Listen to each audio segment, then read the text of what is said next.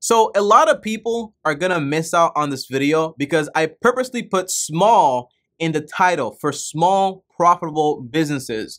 But according to the census, a small business can have anywhere from 50 to 500 employees, make from $1 to $40 million in revenue annually. So to me, although you hear small, small is pretty massive. It's pretty big. And the goal for this video, unfortunately, there is no, hey, start a YouTube business, start a social media agency, start this with YouTube or this with Instagram. There is none of that. There are just 10 average businesses you've probably been to a bunch of times, and I'm telling you, hey, this is also a possibility for you. But obviously, I'm not going to ignore the fact that obviously having a brick and mortar business is pretty cool, but kind of becoming obsolete. So attaching an e-commerce website to whatever business it actually is going to make it a lot more powerful. Now, these businesses, you can start with a lot of money, with no money, 500, 1,000. If you have a lot of money, great. But my advice is one thing: whatever you want to start here is start small and start step by step. And whenever you hear a voice saying, that's just not possible for me, or that's just too hard, call it what it is, an excuse. It's BS, okay? Everything's risky. This is risky, a job is risky, and people that make excuses are the riskiest people that I've encountered in my entire life, okay? So as you watch this video, look for something that you like, you're good at, and it's also gonna make you money.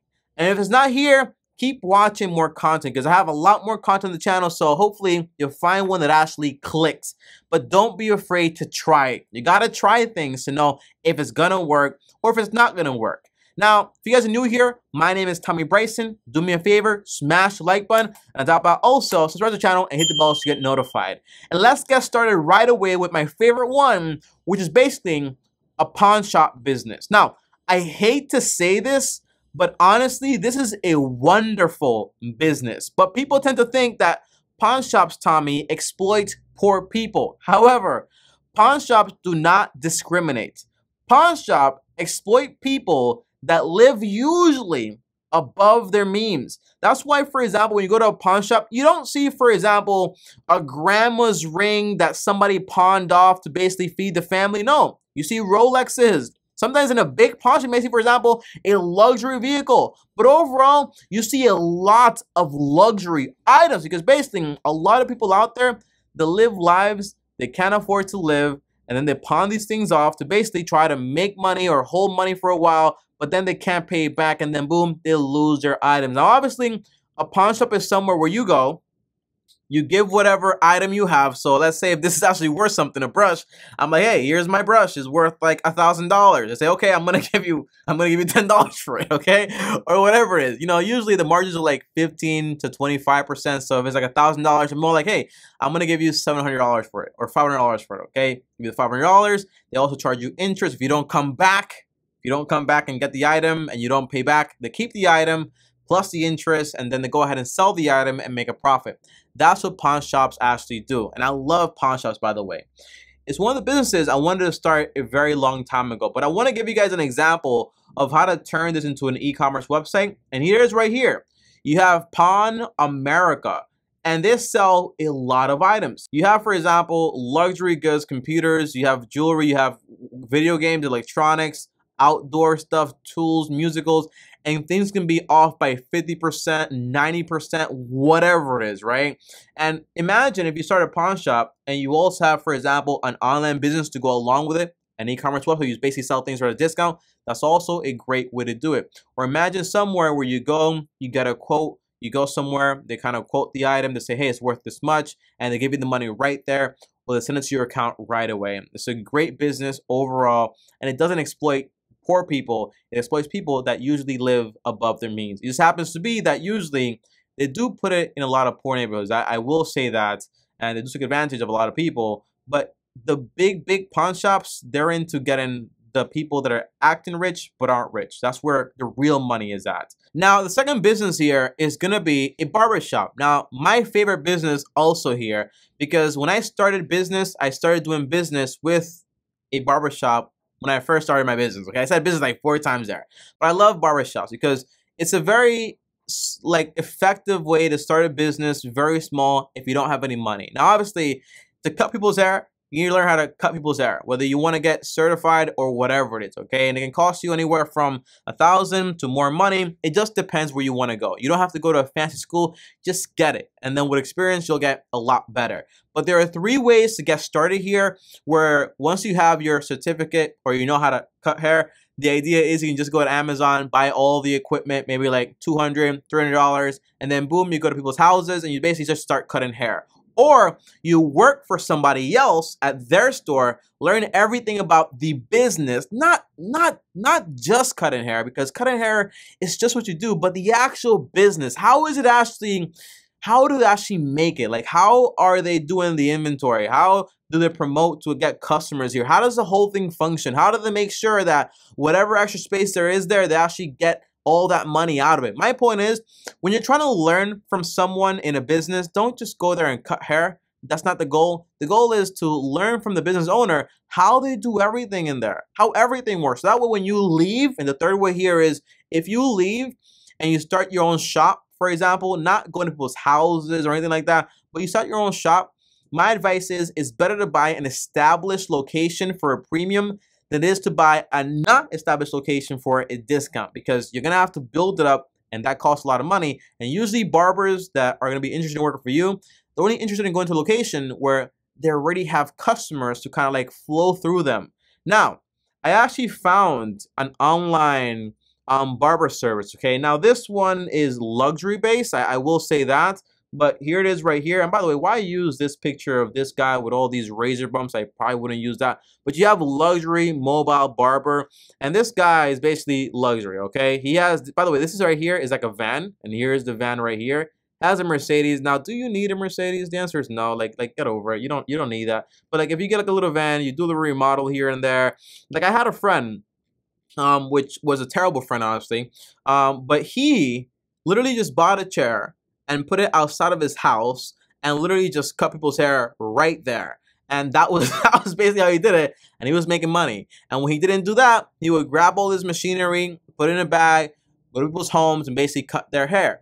And there's a lot of ways to do barbershop, and that's why I love it, okay? Because it's a great business to do, whether you work for someone, work for yourself, want to do whatever you want to do. That's why I love that business overall. My advice is work for someone first, learn all about the business, and then figure out how you're going to start your business. And by the way, my friend has a barbershop, and he has around, I think it's 10 to 12 people working there.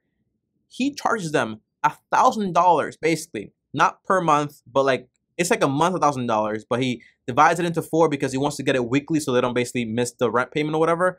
And he basically charges these people like, basically makes like $10,000 a month from having people work there, but he doesn't cut hair anymore.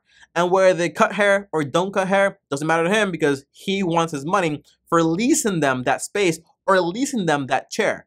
That to me is awesome. And he loves it because it's so passable. When he first started, he was working for somebody else. Now, third business here is going to be a laundromat. Now, obviously, to say that you can have a laundromat where you go to people's houses and do their laundry, it just kind of sounds weird. Sounds more like a cleaning service, but a laundromat in the sense of saying, hey, I have a laundromat next to my house. How do I buy that?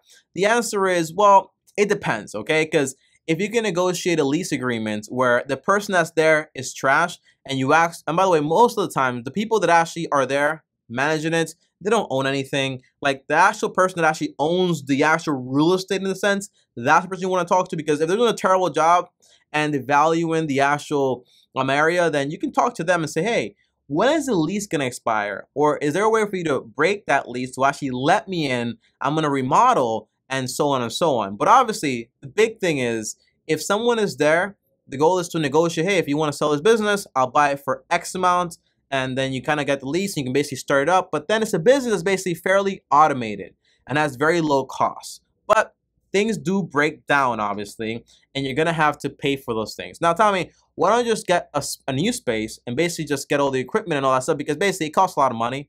Imagine all that plumbing in that space, all the machinery, brand new. It's going to look nice, but used machinery still washes the same clothes and it's still going to make you the same amount of money. So I wouldn't do that much of upfront capital to actually do the whole thing. Now, there's a great guy. Look up free laundromats on YouTube, and it's going to be this guy. His name is Danny. and that's what he does for a living. Like, he just does laundromats, so that's pretty cool stuff. His name is Danny. Look up free laundromats and Danny, and it should pop up on YouTube. This right here is the guy. His name is Danny D'Angelo, the king of laundry. And he has like a DVD, which is very old school. I get it, but he does have a lot of great information as far as like, oh, how do you get a laundromat for free? How do you negotiate it and all that stuff? So it's very niche, but he does very good job with it. So that's why I'm saying, and I've spoken to him in the past, so that's why I'm kind of telling you, like, hey, this guy is pretty good when it comes to the laundromat space. Now, fourth business here is going to be a specialty food store. So what this means is, you know, restaurants are a very harsh business because it's kind of hard to operate them, and a lot of them basically go bankrupt. And it's one of the businesses that basically they have a very bad reputation for going bankrupt. People basically losing everything on them. So one good thing is if you make a specialty business where you're selling just cookies or just cakes or just pies or just whatever it is, right? Or just like sandwiches. You notice that wherever you go now, it's just like, hey, this is a shop for this one's for this one's for that, because they notice that they're gonna basically make more money like that. Now, one big thing is it doesn't stop there. You can sell cookies, sell pies, sell cheesecakes, sell whatever you want to sell, sauces online using e-commerce, right? And that's also a great way to make money without all of the overhead, right? So once you have an established brand where there's just one location and then you have like massive, great advertising and brand, you can basically just sell things online. So if you don't believe me, right here are David's cookies. By the way, this is not a sponsored thing, okay? It's just me telling you and showing you examples, so that way you have a better picture of what you're looking for. But look at this, okay? David's cookies. He sells these cookies year-round, I'm guessing, online. Doesn't matter if it's winter, if it's sunny, whatever it is. He can sell it to anyone in America online. He also has birthday cakes, thank you cards, whatever this stuff is. Even, for example, cheesecakes he has. And then he also has a monthly club subscription. What does that mean? You can actually have people sign up on a monthly basis to actually send them cookies and cakes or whatever it is. And that's a great way to have recurring customers and not to have to worry about like, oh, we have a slow season. No, you have predictable income because you have subscriptions, and that's great stuff. Okay, you got the income in front, and that's awesome. All right, so also specialty stores, they do great. So analyze some stores out there. See if you can basically take it online. And I didn't know you could sell, for example, like, you know, like sauces, like for like crab sauce online too, because there's great ways to refrigerate them when you ship them with like I think it's called black ice or white ice. don't really know what color the ice is. I think it's called dry ice actually, and you can basically just package it that way so it doesn't go bad or anything like that. So it's a great way to make money online. Don't be afraid to just have, for example, I know people that they have a great product, a great business, but they don't want to expand beyond just like having like a brick and mortar place, like a physical location, and they don't want to do online e-commerce. They don't understand it. If you don't understand it, go learn about it, okay? Take a class on e-commerce, watch some YouTube videos, and you'll learn about it, and you'll know exactly how the whole thing works, okay? And then just try it out on a small scale, and just expand step by step as you keep learning and learning and learning. Now, the fifth business here is gonna be a car wash. Now, car washes, there are several ways to do this, okay? You can have a mobile car wash where you have, for example, a little van or a little pickup truck. You have the little equipment in the back to actually go to people's locations, their houses, wherever they are, and spray their car down, wash it right there, charge them a premium because you're going to them. Or you can have, for example, a physical location where you kind of stay at with your van and people go there. Or you can have, for example, a negotiated deal with a gas station or having like a little franchise. I think there's one laundromat here, not laundromat, car wash specifically. It's called Charlie Boy. I'm not sure if they're a franchise, but I'm pretty sure they are a franchise. So if you have like those type of places where you can say like, hey, there's a Costco here.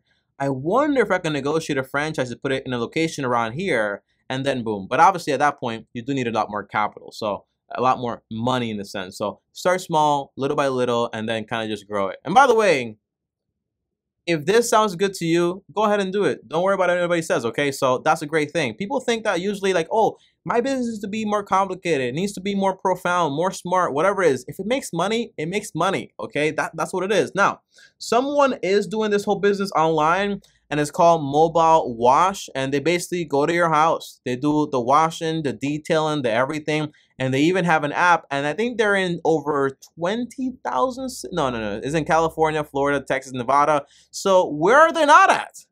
And are you there? Take advantage, okay? So don't be afraid. I hear people in the back of this video saying, this is hard. Like, it's not gonna work. How do you find customers? How do you do this? It's so hard. Like, that's the point. That's what a business is. It is risky, but don't put all your eggs in one basket, obviously, okay? But people are doing it. So why can't you? Now, you also have auto repair business. Now, I had no idea how profitable this was until I got my first car. It broke down. I went to the mechanic and I was like, what are you, a doctor? Like, this is a lot of money for this stuff, okay? Yeah, they make a lot of money. So whether you want to be a mechanic, work for somebody else and kind of like have your own little business on the side that way, or you want to open up your own shop, or you want to work, for example, for a Toyota or whatever it is, you can make anywhere from $24 to $36 an hour, so it's not bad. But obviously, if you have your own spots with your own customer base and everyone's coming over all the time, then you can make a lot more money. And then not just that, but imagine if you start off with like a mechanic stuff, and then you kind of say like, hey, I actually would like to have like my own dealership, you know, where I have like a built-in mechanic in the back also to do like all the maintenance for all these cars. So it's a lot of places where you basically take this idea and just grow it massively. Or you can have like an online mechanic where you go to people's houses. Now, Tommy, that's not real, doesn't exist. Well, so did I think that, okay? And here we go, right here. You have an online mechanic. It's called Your Mechanic.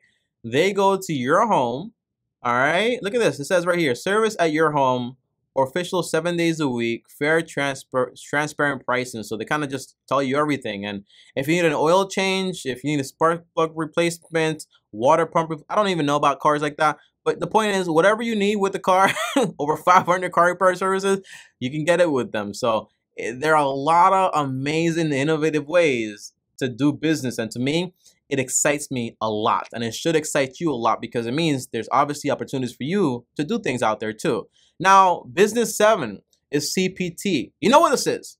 Don't confuse it. It's just Certified Personal Trainer. Now, this is obviously in the health industry. The health industry has exploded in the past 10 years because people being, you know, has also exploded. So whenever you have a problem, you got to have a solution.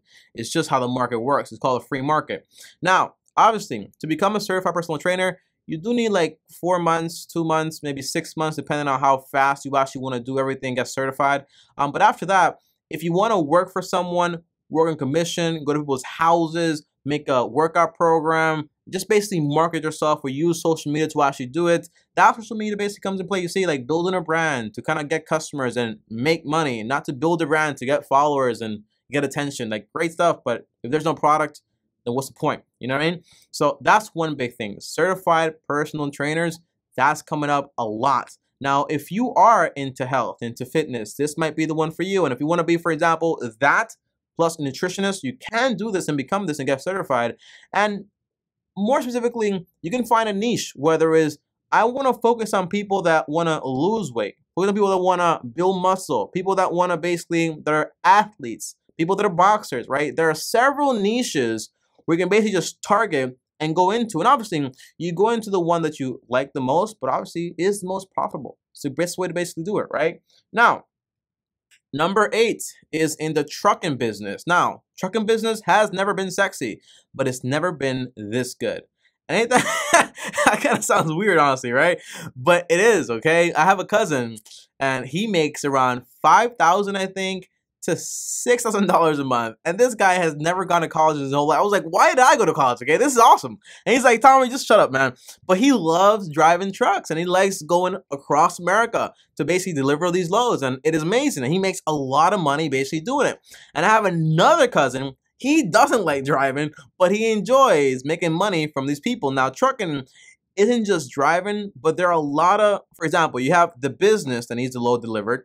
You have the broker that basically finds those drivers, and you have the drivers that actually do everything. So you have people that just sit there, the middle person, right here in an office, and then negotiate the load price between the person that actually needs the load to actually be carried out and the person that's going to carry it out. So the trucker and the actual business, they're the middleman between them, and they can make money just by basically sitting at home negotiating the whole thing. Now, obviously, this I think it's called a load broker or a freight broker.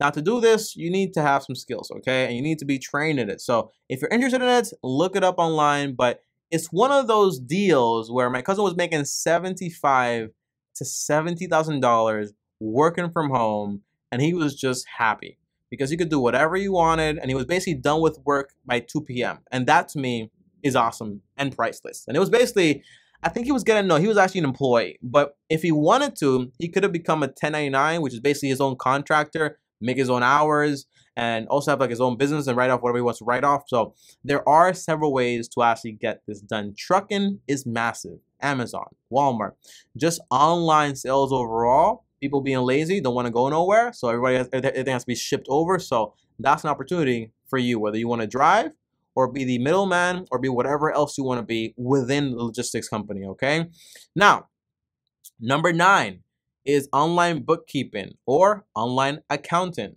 Obviously, TurboTax, QuickBooks, Upwork. There are a lot of businesses out there that need a bookkeeper, that need an accountant. And by the way, an accountant and a bookkeeper an accountant can do a bookkeeper's job, but a bookkeeper cannot do an accountant's job. It's very different stuff, okay? Level of expertise is very different. But overall, if you want to be a bookkeeper, you can do it like in 6 months to a year, and an accountant, obviously, 2 years to 4 years. It's a little bit longer. But the idea is if you want to start your own business from home or work for somebody else doing their payroll from your home, then online, basically, you can also do that and make a good amount of money. This can be like a 40, 50K business. But I also had a professor of mine that taught me in college.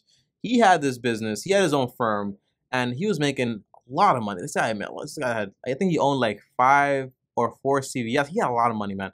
And he was just like, I don't even got it. He's like, I'm just there, you know. But they handle everything. You know, I just oversee things, but they handle everything because you can basically make your own company, hire the right people, get the right contracts. It flows for them. They do all the work. You keep the profit, 80-20, and that's basically it, okay? Now, the last business here, number 10, is going to be e-commerce. Now, e-commerce is kind of like one of those things where you just say the word, sounds fancy, sounds smart, but it's like, okay, what do I do in e-commerce? And that's what's up to you, because e-commerce is just you having an online store, an online presence, and then using marketing and advertising to basically advertise goods and services. Now, that comes up to you. If you watch this whole video and you got here and you're like, you know, I don't like none of them, Tommy. Well, think about what you do like. What do you want to sell? What do you want to provide? And then use e-commerce to basically sell it online. Do some advertising. And if you don't know how to do it, then look up how to do e-commerce on YouTube. And I'm going to tell you this because basically, I know the people that are actually watching this video, there are people that looked up the best profitable business out there, or you click this video. So you know exactly how to do this stuff. So go out there, find out, figure it out, try it out, and start small. Don't start with like all your savings. Start with like $500, $200, $100, $1,000, but don't go too crazy. I know people that basically start a business with all the money in the world, no knowledge, and then boom, they lose it all, and they're like, what just happened, okay? And one big thing about me is I've never been afraid to work somewhere until I got the knowledge, and then I felt confident enough to go ahead and start it on my own. So that's also great. As always, guys, thanks for watching this video. Like, subscribe, hit the bell so you get notified. Comment down below any questions. If you want to call me, the link is down below. I take calls for free on Fridays. And that's it. Long-term team officially out.